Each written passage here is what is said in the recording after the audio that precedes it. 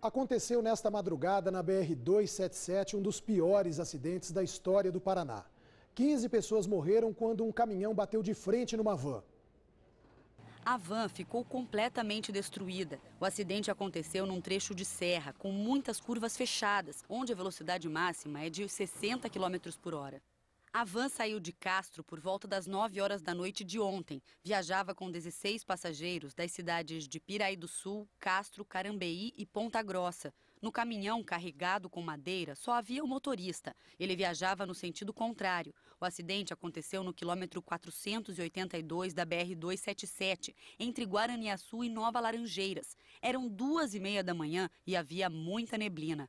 A batida foi numa curva, num trecho de pista simples e sem acostamento. O caminhão estava numa descida quando, segundo a Polícia Rodoviária Federal, o motorista perdeu o controle e invadiu a pista contrária, provocando o acidente.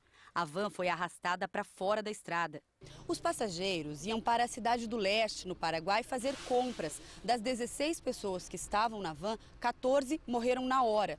O motorista do caminhão também chegou a ser socorrido, mas não resistiu. A carga ficou espalhada na pista e foi recolhida pelos índios. Só depois a polícia descobriu que, em meio à madeira, havia produtos eletrônicos e quase meia tonelada de maconha.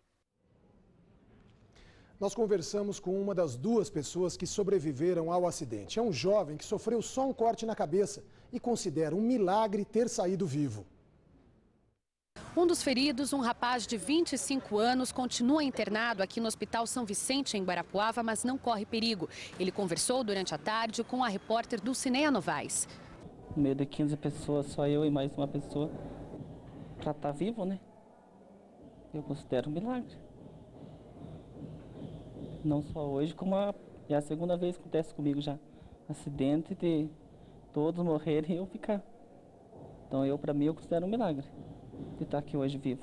O segundo sobrevivente é um jovem de 15 anos. Ele está na UTI em estado grave. Ele viajava com o tio e com 2 primos que morreram no acidente. O pai do rapaz chegou ao hospital durante a tarde e falou sobre o drama da família. Mas esperamos que saia dessa, né? Se Deus quiser.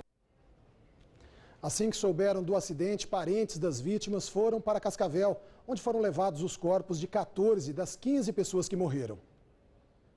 Mauro quase não fala. Perdeu o filho Jonathan, de 20 anos. Ele queria que o rapaz parasse de vender mercadorias do Paraguai, mas não conseguiu convencer o filho. Piazada.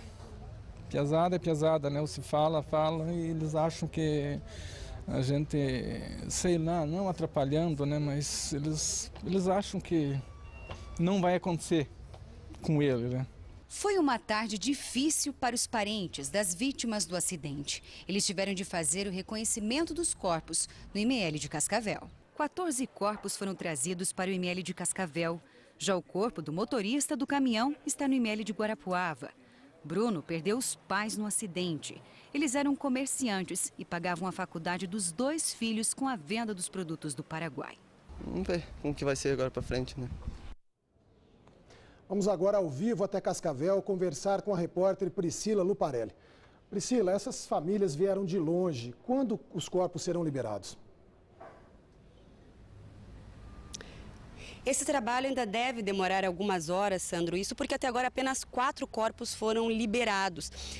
O IML ainda depende da presença das famílias para essa liberação. Muitas famílias estão a caminho daqui de Cascavel. Agora há pouco chegaram mais alguns parentes, entre eles o dono da empresa de transporte que veio buscar o corpo do filho de 22 anos que dirigia a van. Ele está nesse momento lá dentro fazendo o reconhecimento do corpo. Eu conversei com um dos motoristas da empresa, ele comentou que costumava dirigir essa van, fazer esse mesmo trajeto e por acaso não pôde ir nesta viagem, eles tinham outro transporte para fazer.